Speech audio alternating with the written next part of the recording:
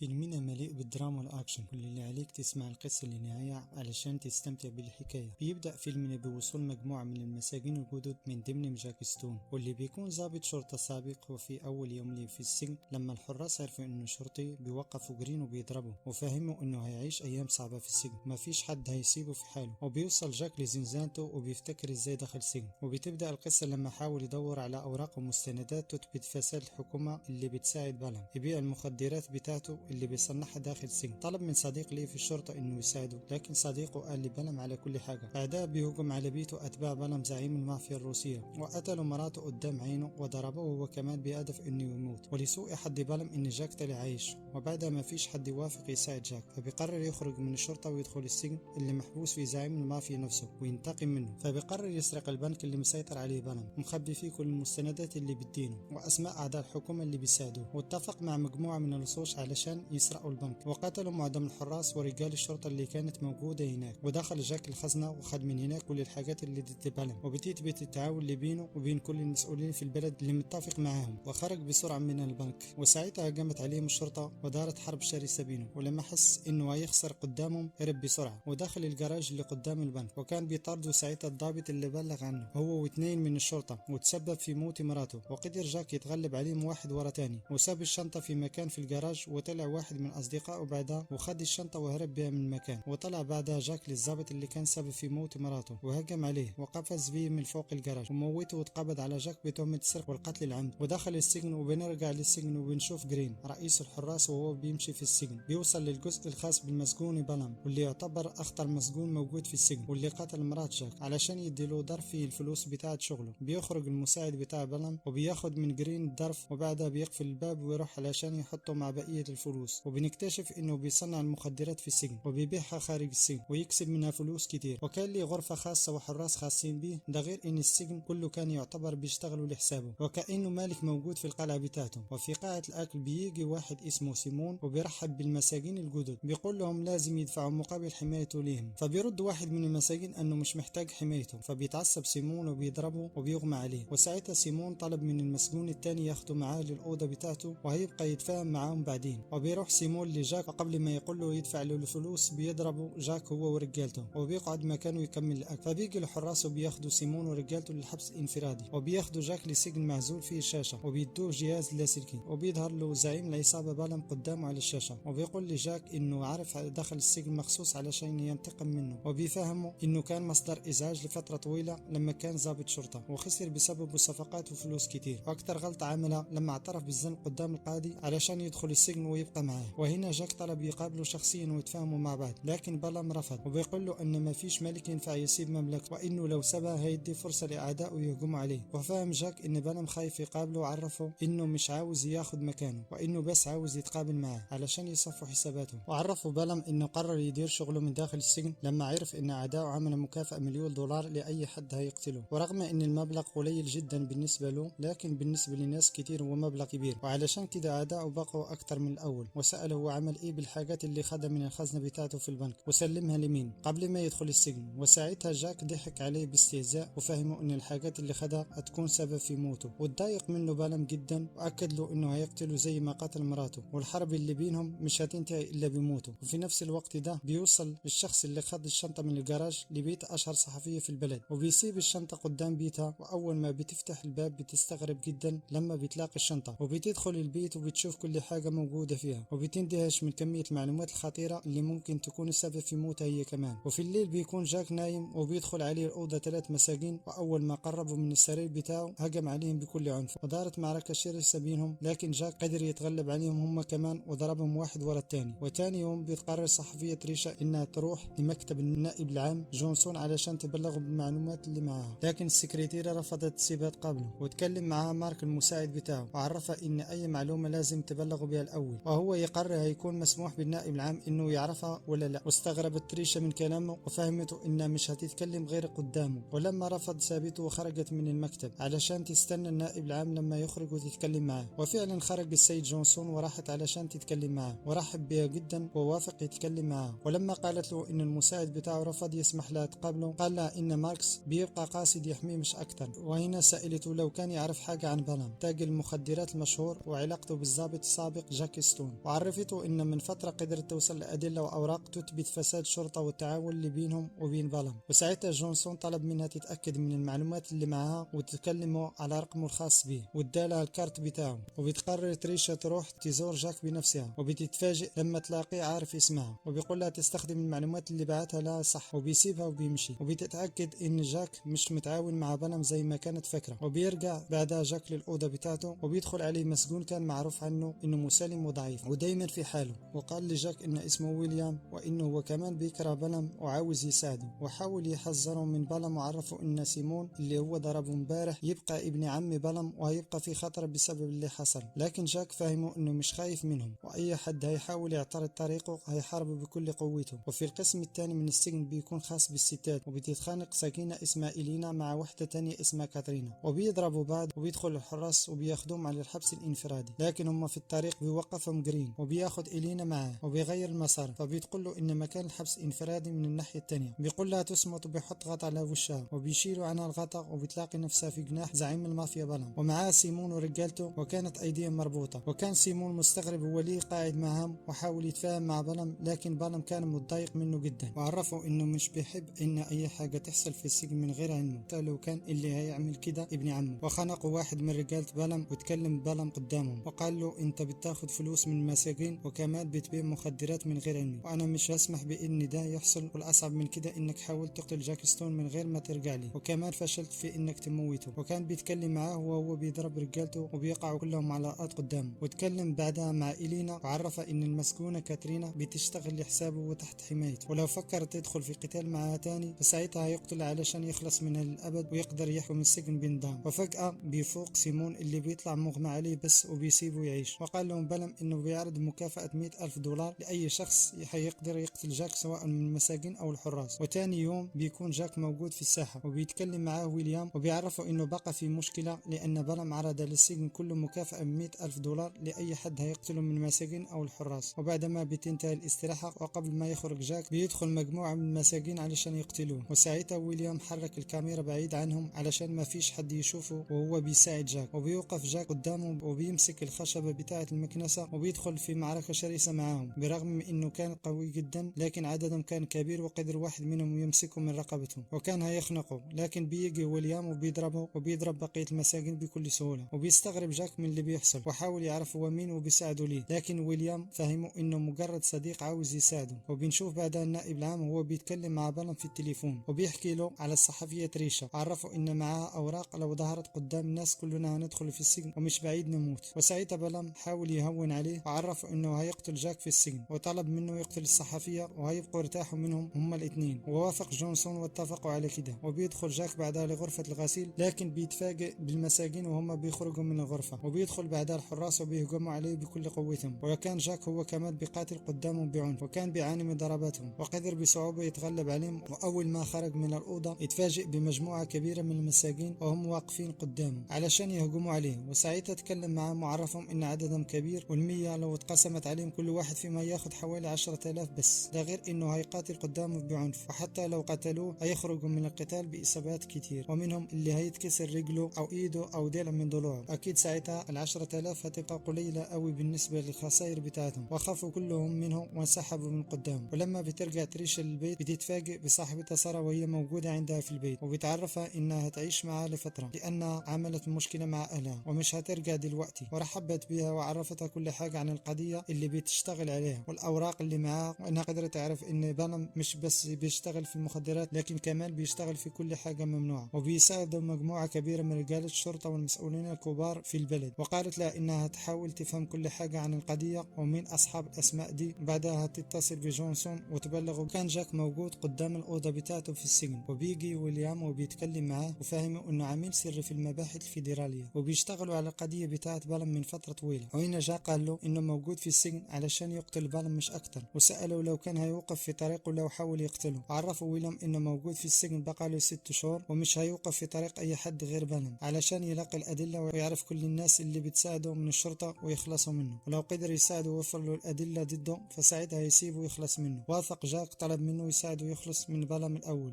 ساعتها هيدي له كل الادلة اللي معاه. وقبل ما ينهي كلامه مع ويليام هجم عليه مجموعة من المساجين ودخل قتال معاهم لوحده، وحاول واحد فيهم يطعنوا بالسكينة، لكن بيمسكوا ويليام وبيضربوا بعنف وبيرميه من فوق السور اللي على الساحة. وبعد ما الأمور بتهدى بيستدعي رئيس سجن ويليام وبيقول له أن بلم هيقتله، فبيعمل ويليام نفسه خايف وبيطلب من رئيس السجن يحميه، فبيقول له رئيس السجن إنه هياخد منه 10,000 دولار مقابل حمايته. وساعتها ويليام فهم إن رئيس السجن هو كمان مرتشي ومش فارق معاه أي حاجة غير الفلوس. ولما قال له إنه مش معاه فلوس طلب منه يكلم أي حد من أصدقائه أو أهله علشان يدفع مكانه، وإلا رجالة بلم هيقتلوه. فهم ويليام إن أخوه معاه فلوس وممكن يدفع، بس يضمن له إنه لو دفع فساعتها ما فيش حد هيحاول يقتله، وأكد له رئيس السجن إنه هيحميه لو دفع. واتفقوا على كده. وفي الوقت ده بتروح تريشا لمكتب النائب العام بعدما فهمت كل حاجة، لأنها حاولت تتصل به لكن ما بيردش عليها. لكن المساعد بتاعه رفض إنها تقابله كالعادة وخرجت من المكتب وهي متضايقة. وفي جناح بلم بيخرج لأول مرة من زنزانته، وده عشان يقابل بنته اللي بتعرف إنه لسه عايش من الجرايد، وبتعاتبه وهي حزينة وبتقول له إن عاشت طول عمرها فاكرة إنه بطل قومي ومات وهو بيحمي بلده، وبتقول له وهي مصدومة إنه قاتل ومجرم وبيهرب مخدرات وبيتاجر في البشر، وبتقول له يبقى راجل لمرة واحدة في حياته ويقول لها الحقيقة. فبيكذب بلم عليها وبيقول لها إنه كلام جرايد بس، وبتقول له إنها عارفة إنه بيكذب وإنها هتخرجه من حياتها زي ما خرجها من حياته، وبتسيبه وبتمشي. وبيبقى بلم حزين ومتعصب. وفي طريق بلم لزنزانته بتشوفه إلينا، فبتاخد بسرعة حاجة في بقها بتخليها كأنها بترجع دم، فبياخدها للحراس العيادة. في طريق بتضربهم وبيخرج ويليام وبيخلص عليهم كلهم، وبيدخلوا مع بعض أوضة المنظفات، وبتكون إلينا سرقت كحول من العيادة وبيحطوا على الكحول مادة تانية بتحوله لمادة منومة. وبتمشي إلينا مع ويليام في مخرج تهوية وبيرشوا على الأماكن اللي هينزلوا فيها، وبيغمى على الحراس. وبينزل ويليام في غرفة تحكم في الأبواب، وبتنزل إلينا في غرفة المراقبة. وأول حاجة بيعملها إنه بيفتح غرفة الحبس الانفرادي علشان يحرر جاك، وساعتها بيدخل عليه الحارس علشان كان فاكر إنه عمل حاجة غلط، وهجم عليه جاك وضربه. وتفاجأ بويليام وهو بيكلمه على اللاسلكي بتاع الحارس، عرفوا إنه موجود في غرفة التحكم، والعميلة إلينا موجودة في غرفة المراقبة، وطلب منه يلبس اللبس بتاع الحارس ويمشي في طريق زي ما هيبلغوه لحد ما يوصل للغرفة بتاعة بلم ويخلص منه. وبيبدأ جاك يتحرك في السجن، وفي كل مرة كان ويليام بيفتح له الباب المقفول علشان يتقدم أكثر لغرفة بلم، لكن قبل ما يوصل حاول واحد من الحراس يفتح غرفة المراقبة، وهربت إلينا بسرعة من فتحته وهي قبل ما يدخل. وفي نفس الوقت كان في حارس تاني بيحاول يفتح غرفة التحكم، وقبل ما يدخل على ويليام مع رئيس السجن طلب منه جاك إنه يفتح كل الأبواب بتاع السجن حتى الأبواب بتاعة المساجين. وأول ما الأبواب اتفتحت هجم المساجين على الحراس، والسجن كله بقى مليان فوضى وحالات شغب. وكان جاك بيمشي من وسطهم وبيضرب أي حد بيحاول يهجم عليه. وكان بالا الدراع اليمين لبالم متضايق جدا وبيدور على جاك علشان كان عارف إنه أكيد ورا كل اللي بيحصل. ولما وصلت إلينا هجمت عليها كاترينا ومجموعة من المساجين بالسكاكين ودخلت في قتال عنيف معهم، وكان جاك هو كمان بيقاتل قدام كل المساجين وقدر يتغلب على أكبر عدد منهم لوحده. وفي وسط قتالهم هجم عليه سيمون وطعنه أكثر من طعنة في بطنه، ووقع جاك على الأرض وهو منهار. وكان سيمون هيقتله لكن بيستعيد قوته وبيضرب له لكمة قوية وبيفقد الوعي في ساعتها. وبعد كده بيهجم عليه المساعد بتاع بلم، لكن بيتدخل واحد من المساجين وبيضربه بعنف وبيقدر يتغلب عليه. وبيخرج جاك بسرعة من الساحة علشان يوصل لبلم. وفي وسط الحرب اللي بتحصل في السجن كانت تريشا مع صاحبتها في البيت، وبعد ما بتيجي مكالمة لصاحبتها بتقوم وبتضرب تريشا وبتصوب عليها المسدس، وبتطلب منها تدي لها كل الأوراق اللي معاها وإلا هتقتلها. وساعتها داخل البيت ضابط من FBI وقتل صاحبتها وقدر ينقذها وعرفها أنها بقت في أمان. وبيدخل ويليام في قتال ضد الحراس في السجن وقدر يضرب عدد كبير منهم لوحده، وبعدها صوب السلاح على رئيس السجن. ورغم أنه ترجاه يسيبه عايش لكن ويليام قرر يخلص منه لأنه أساس الفساد في السجن. وقدرت إلينا تتغلب على كاترينا، ومع الوقت بيوصل جاك لبالم وبيهجموا الاثنين على بعض وبتقوم معركة شرسة بينهم. ساعتها بالم قدر يتغلب عليه وكان بيضربه بكل عنف، وبيفتكر جاك مراته اللي ماتت وبيستعيد قوته من تاني وبيهجم عليه وهو متعصب وبيضربه أكثر من ضربة بعنف وبيقدر يتغلب عليه. وبيشوفوا بعدها ويليام وبيعرفوا على إلينا شريكته في المهمة وفهموا إنه قدر يساعدهم، لكن رغم كده هيضطر يكمل مدته في السجن وهيتنقل لسجن تاني علشان حياته هتبقى أحسن من الأول. وبيمسكوا كل اللي كانوا متورطين مع بالم من الحكومة. انتهى فيلمنا وأتمنى يكون عجبكم، واللي حابب يتابعني ويشوف بقية الأفلام يشترك ويفعل الجرس.